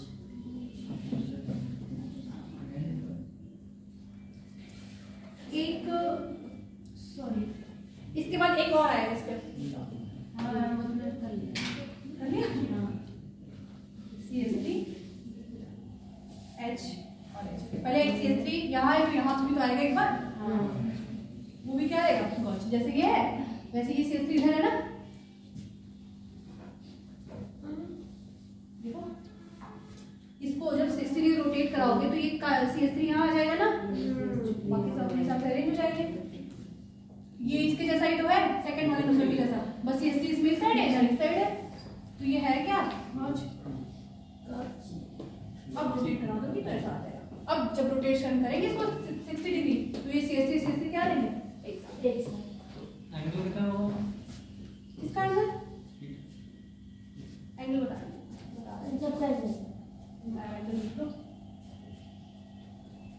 ये 60 रोटेट किए ना, सब में 60 प्लस करते जाओ। ये कितना इसका एंगल हो गया, 60 डिग्री। इसका थीटा कितना हो जाएगा, 60 डिग्री। इसका 60 प्लस 60 120। इसका और 60 ऐड कर दीजिए, क्या हो जाएगा 180। और इसमें 240 और यहाँ पे क्या हो जाएगा, थीटा इक्वल टू 300। फिर एक और थीटा बनाए तो 360। ठीक है,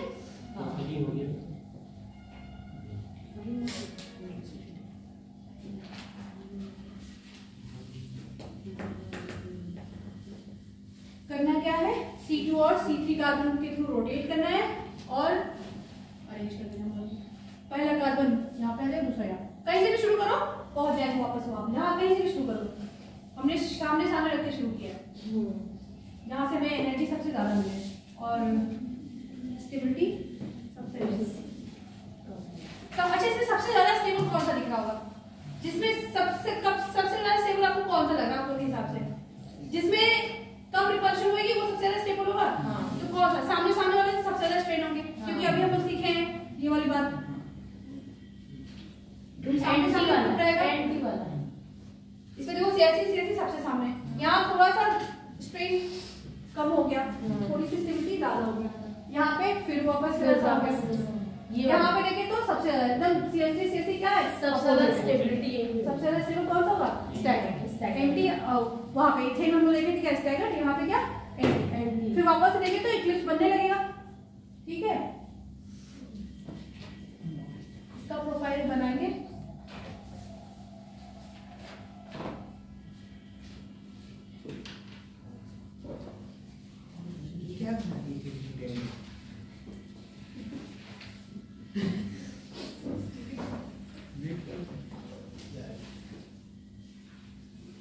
बना लो एक बार बना लो, पूछना दोबारा पूछ लो, समझना जैसे समझना समझ लो।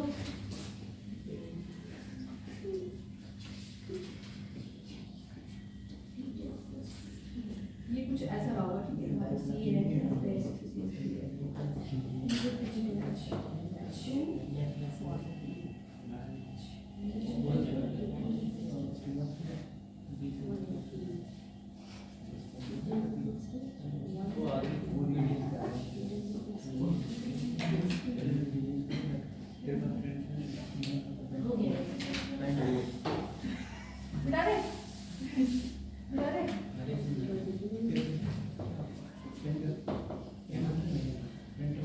बाद में बात कर लेना, बाद में बात कर लेना। क्या बात कर रहे हो? अभी कुछ पूछोगे तो नहीं समझ में आएगा। सबसे ज्यादा स्टेबल कौन सा होगा? एंटी मतलब क्या? सबसे ज्यादा अनस्टेबल पूछा मैंने।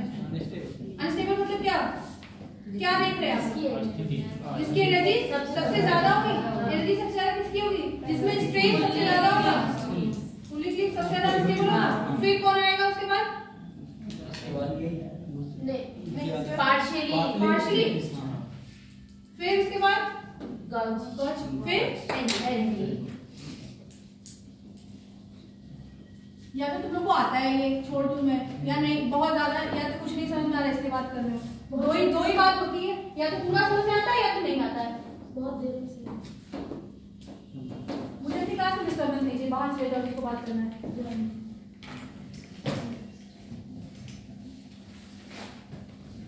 3 घंटा तो पढ़ना होता है, उसमें भी तुम लोग इतना बात कर रहे हो। उसको घर लेके जाओ, बात करो उसको बैठा के। जवाब देने के लिए कह दो।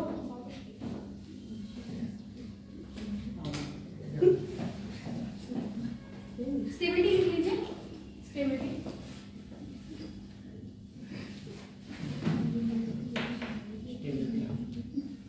पहले ग्राफ बना देते फिर स्टेबिलिटी लिखते हैं, ठीक है? पहले ग्राफ बना लो। Energy profile diagram, energy profile diagram of butane. Stability बात, energy profile diagram of butane. Y axis पे लिख लीजिए पोटेंशियल एनर्जी, एक्स पे लिख लीजिए थीटा। थीटा क्या है? एंगल ऑफ रोटेशन या फिर profile diagram of butane. Butane को पढ़ रहे हो? दो ही नंबर है आपके लिए, एक रह जाएगा साइक्लोहेक्सेन, वो भी बहुत इंपॉर्टेंट है। तीनों ही इंपॉर्टेंट है वैसे तो।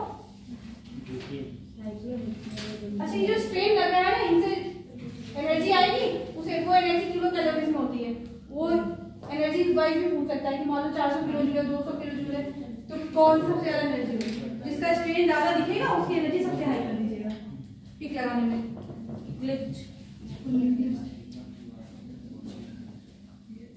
यहाँ पे क्या है?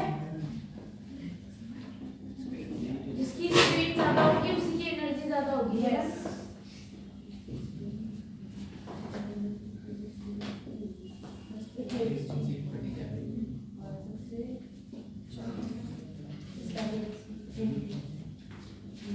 सबसे ज्यादा स्टेबल कौन? Full Eclipse.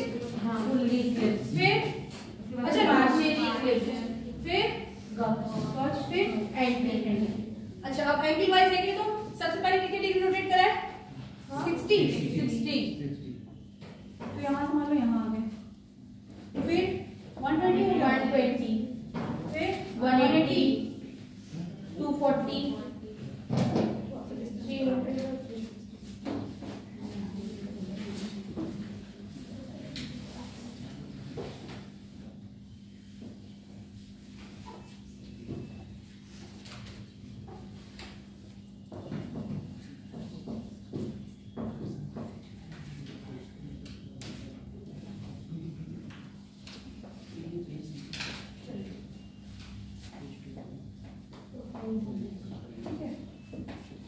फिर क्या है? पार्शियली। पहले यहाँ पे कौन सी पोजीशन आई? 60 रोटेशन में कौन मिला है? यहाँ पे कौन है? Full Eclipse. फिर 60 रोटेट करने पे गॉज। फिर और 60 रोटेशन कराए तो पार्शियली इक्लिप्स। एनर्जी तो उसकी भी ज्यादा होगी, लेकिन फुली वाले से क्या होगी? कम। क्योंकि फुली तो सबसे ज्यादा अनस्टेबल है, उसकी एनर्जी सबसे ज्यादा। ऐसे करते हैं, गॉज सेम लेवल पे आएगा।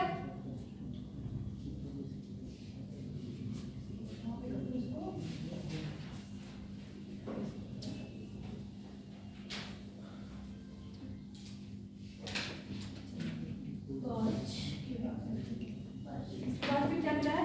गॉज। फिर क्या मिला है? के बाद फिर से ये पार्शियली मिला है ना। हाँ। इसके बाद हमें 180 पे वो मिल गया है, एंटी।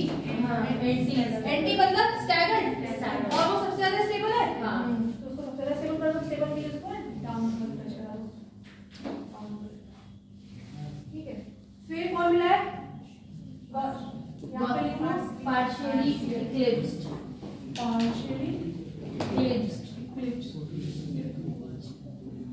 फिर यहाँ पे गाउजी, वो ये दोनों का लेवल सेम रहेगा। ठीक है, यहाँ पर नीचे एंटी। आपको सही से बनाइएगा, कॉपी टू मिनट्स बोर्ड पे बन नहीं रहा है। 240 डिग्री पे है क्या? Partially Eclipse. फिर 300 पे क्या है? गाउजी। वो आएगा इसके साथ। ठीक है, फिर फिर इक्लिप्स्ड। Full Eclipse. हाँ।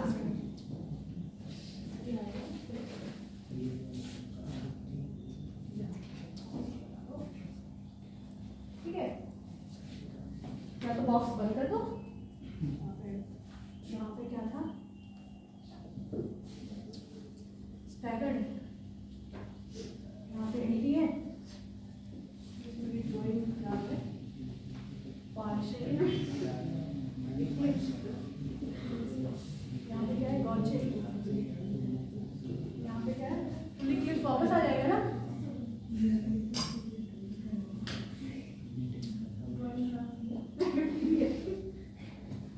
बना देना इसको सही से। वेट कर दो। एक गया। कितना हो गया? चल रहा है। आप लोग एनर्जी लेवल थोड़ा ध्यान दीजिएगा, ठीक है? एक लेवल पे बनाना दो। तो कॉपी में लाइंस होंगी ना? नहीं है लाइन वाले का मतलब ये समझ में आ रहा है ना कि गॉज के सेम लेवल पे ये सबसे ज्यादा स्टेबल। अरे वो किसी फैक्टर में गए पेंसिल से बना दो। समझ में आ रहा है ना? खुद से ड्रॉ कर लेना, हटा देना।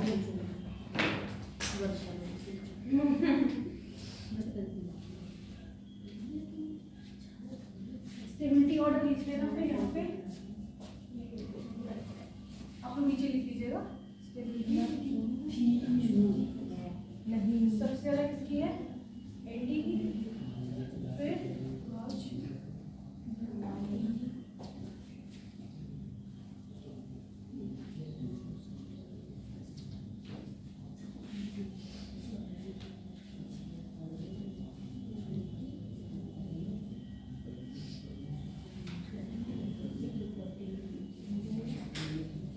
क्वेश्चन बेटा यहाँ से बनेगा जो बॉक्स है, क्योंकि ये तो स्ट्रक्चर देगा नहीं, ऐसे ही पूछ लेगा स्टेबिलिटी। ठीक है,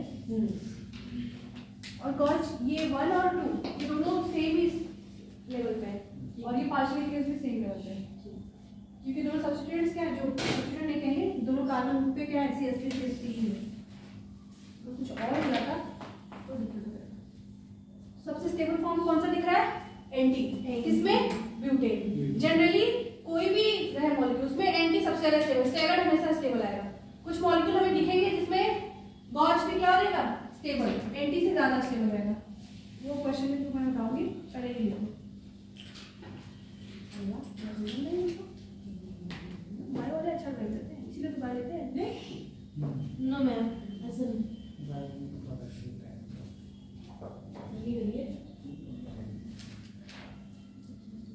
एक पेज रह गया बस अरे बहुत रह गया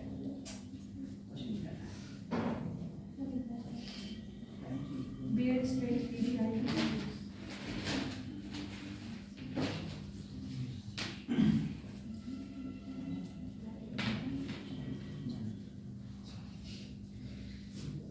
शुरू से बना रहे हो क्या बन गया ना हो गया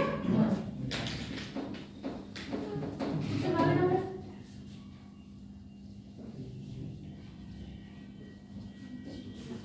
क्वेश्चन लिखना ड्रॉ मोस्ट स्टेबल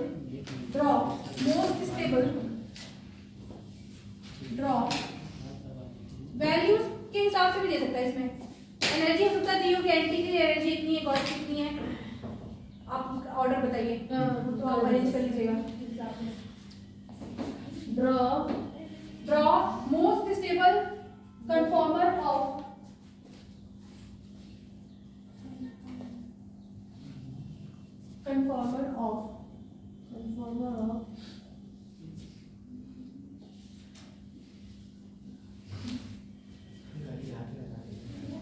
ऐसे ही लिख के दे देगा पूरा एक साथ लिखा रहेगा ऐसे ही बना के देगा आपको इसको पहले किसी बनाना है न्यूमन इसका स्टेबल कंफर्मेशन हमें क्या पता है कि एंटी सबसे ज्यादा स्टेबल होता है जनरल एंटी ही है उसको ड्रॉ करके देखेंगे तो न्यूमन बनाने के लिए क्या करेंगे पहले ग्राउंड बनाएंगे फिर सेंटर पे कार्बन तो 2 कार्बन ही है दोनों बना देंगे एक फ्रंट पे आएगा एक पीछे चला जाएगा तो एक कुछ इस टाइप का स्ट्रक्चर होएगा और एक सामने सामने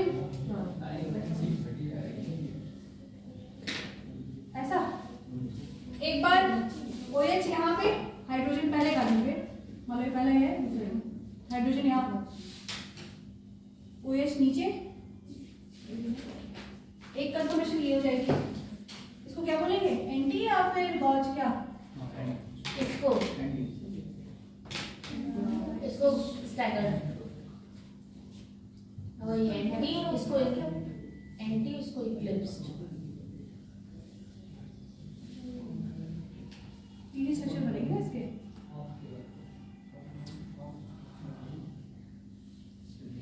और कोई स्ट्रक्चर नहीं बनेगा बस फ्लिप हो जाएगा ये OH एक बार इधर आ जाएगा और तो कोई स्ट्रक्चर नहीं है नो मैम देख लो बना लो तीनों फिर देखते हैं कि स्टेबल कौन सा है कौन सा सबसे अनस्टेबल होगा अनस्टेबल यही होगा किसमें नहीं ये वाला क्योंकि इसमें ग्रुप दोनों क्या है सामने सामने तो ये सबसे ज्यादा स्टेबल है तो ये बनेगा नहीं हमें क्या बोला है कौन सा ड्रॉ करना है जो सबसे ज्यादा स्टेबल है तो अब इन दोनों में से कौन ज्यादा स्टेबल है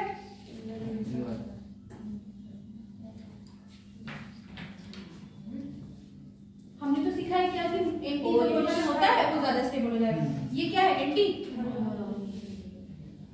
ये कौन है और ये क्या इक्लिप्स था इक्लिप्स का तो सबसे खराब होता है उसको खत्म ये तो होएगा फिर गॉच और एंटी में देखेंगे तो एंटी ज्यादा स्टेबल होना चाहिए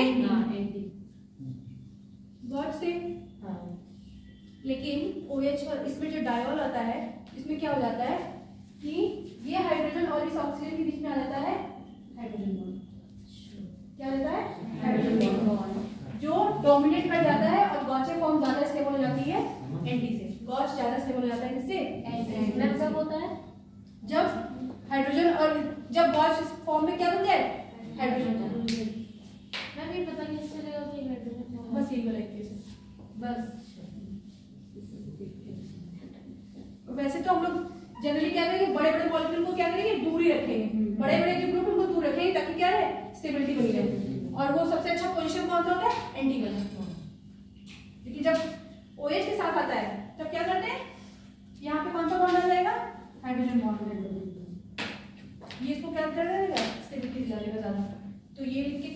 लीजिएगा, फिर इसको सही कर दीजिएगा, ठीक है। Stability due to hydrogen bond between इसमें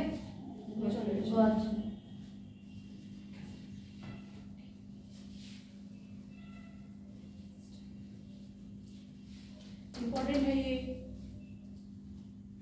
पूरा तो सीख लेते हैं, फिर लास्ट में एक एक्स्ट्रा आके थोड़ा सा आके डिफरेंट कर देता है, वही एग्जाम आ जाता है।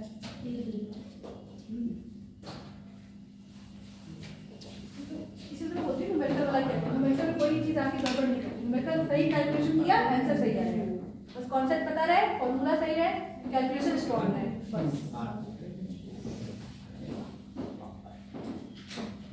ये हो गया इसका, इथेन का हो गया और ब्यूटेन का हो गया। एक बार पेज करके देख लो, कुछ नहीं आया तो पूछ लो, वहां से पीछे लंबा हो गया आज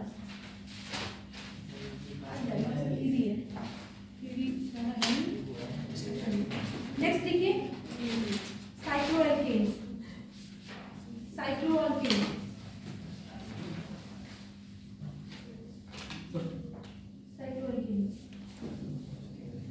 ये बना ली है, कितनी है वो? Yes ma'am.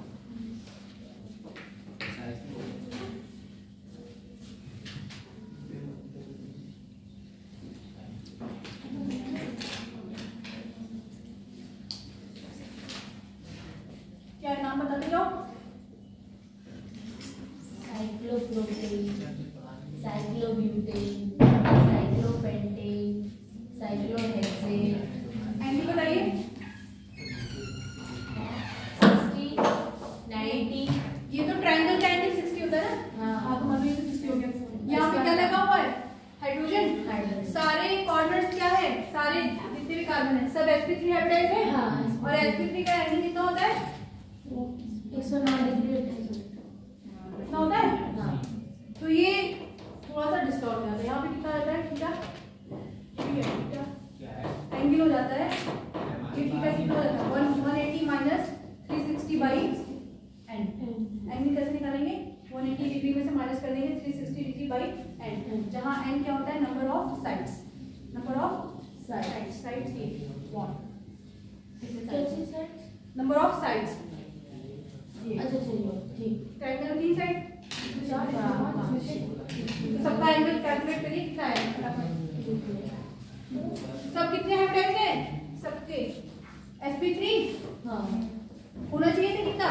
इतना हो गया, कितना चेंज हो जाएगा? कैलकुलेट करके देखो, सबका डिफरेंट डिफरेंट आएगा। ये थीटा, ये भी sp3, ये भी क्या है? sp3। वो जो हम लोग अभी बोल रहे थे वो 360 बाई n कैसे हो जाता है? 360 बाई n से हो जाता है क्योंकि उसमें हाइब्रिडेशन इंक्लूड होता है ना, वो तो सिर्फ मैथ में देखते हैं हम लोग। जैसे उसमें कर रहे थे केमिकल बॉन्डिंग में, केमिकल बॉन्डिंग में कौन सा क्या लगाएंगे?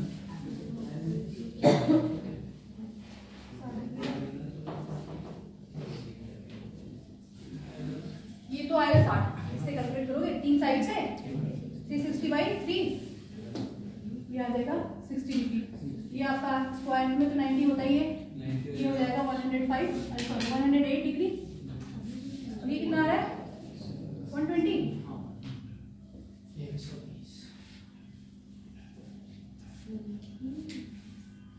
तो इनमें से इन तीनों की कंफर्मेशन हमें नहीं पढ़नी है, इसकी पढ़नी है साइक्लोहेक्सेन की। साइक्लोहेक्सेन की कंफर्मेशन पढ़नी है। जैसे इथेन में रोटेशन था, इक्लिप्स और स्टैगर्ड, और ब्यूटेन में भी देखिए इक्लिप्स, स्टैगर्ड, गॉच, एंटी, ये सब है। ऐसी तरह साइक्लोहेक्सेन में भी इसमें फ्लिपिंग चलती है। इसमें क्या चलती है? फ्लिपिंग। इसमें रोटेशन नहीं चलेगा, फ्लिपिंग चलेगी बॉन्ड्स की। लिख दिया है।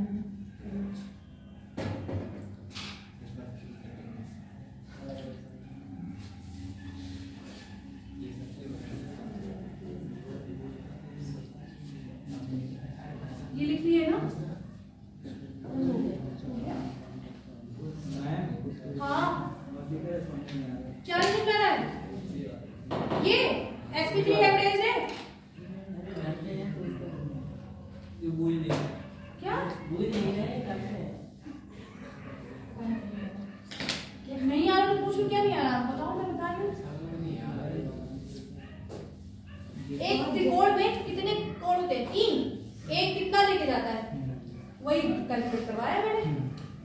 और सिर्फ हम लोग केमिस्ट्री में कर रहे हैं तो यहाँ पे क्या होता है कार्बन, एक कार्बन में 2 हाइड्रोजन। जब नॉमेनक्लेचर चल जाता तब तो तुम शुरू में थे ही नहीं, तो वो सब बेसिक तो उसी से चला गया। वीडियो देखने का टाइम ही नहीं है उसके पास। नहीं, मैं उसको वीडियो देखी।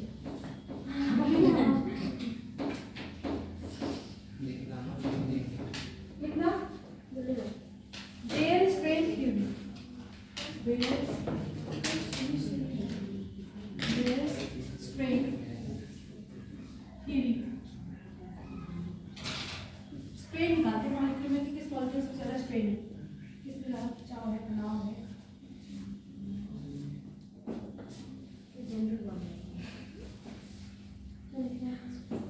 देखो डेविएशन sp3 कितना होता है 109.5 डिग्री। तो इससे कितना डेविएट हो गया, ये आइडियल एंगल है ना टेट्राहेड्रल की, इससे कितना डेविएशन हो गया, ये किस थ्योरी से कैलकुलेट करते हैं, बेयर स्ट्रेन थ्योरी से। लिखिए deviation from normal sp3 bond angle, deviation from normal sp3 bond angle.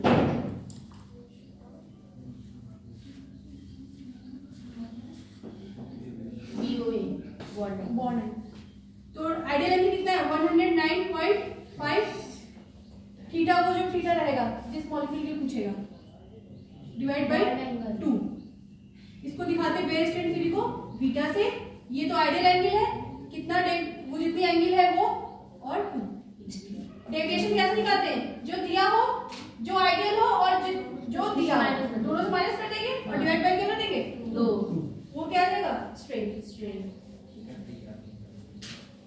तो सबसे ज्यादा स्ट्रेन किसमें आएगा, ये क्या है साइक्लोप्रोपेन, साइक्लोब्यूटेन, साइक्लोपेंटेन और साइक्लोहेक्सेन था। साइक्लोप्रोपेन में आएगा। क्यों, क्योंकि इसका थीटा सबसे कम है, थीटा कम माइनस होगी, ये वैल्यू सबसे ज्यादा आएगी। तो साइक्लोप्रोपेन की स्ट्रेन क्या होगी सबसे ज्यादा।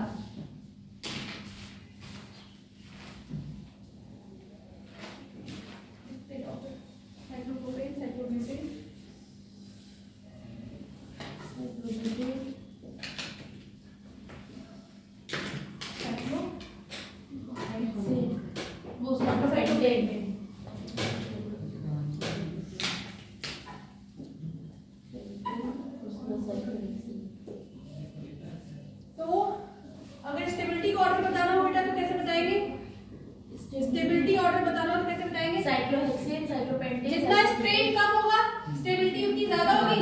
अगर मैंने स्टेबिलिटी ऑर्डर बताया तो ये भी तो ऑर्डर हो जाएगा। अगर स्टेबिलिटी का ऑर्डर करें तो इसका रिवर्स हो जाएगा। इसका रिवर्स हो जाएगा। हां, तो ये बात तो याद रख लीजिए कि साइक्लोप्रोपेन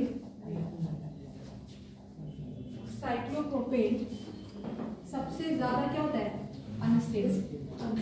अनस्टेबल नहीं होता और उसमें स्ट्रेन सबसे ज्यादा ही है। ये बात हम लोग जब रिएक्शन करेंगे साइक्लिकली तब वहां पे आएगी। स्टेबिलिटी का जस्ट रिवर्स करो, अगर ये 1 2 3 4 है तो स्टेबिलिटी के लिए 4 3 2 है। हम लोग इसके लिए पढ़ेंगे साइक्लोहेक्सेन। साइक्लोहेक्सेन है क्या, इसकी बॉन्ड की फ्लिपिंग पढ़ेंगे। टाइम हो गया, कल पढ़ेंगे इसको। कल पहले आएंगे तो ऑप्टिकल आइसोमर पढ़ेंगे, उसके बाद नेक्स्ट क्लास में मतलब नेक्स्ट आवर में ये पढ़ेंगे। इसके आगे से पहले आते ही ऑप्टिकल पढ़ेंगे। जो आज मैं नोट्स भेज दूंगी, नोट्स के आप पेजेस भेज दूंगी, आपको रीड करके आइएगा खुद से, समझ में आ जाएगा एक ही बार में रीडिंग करने से।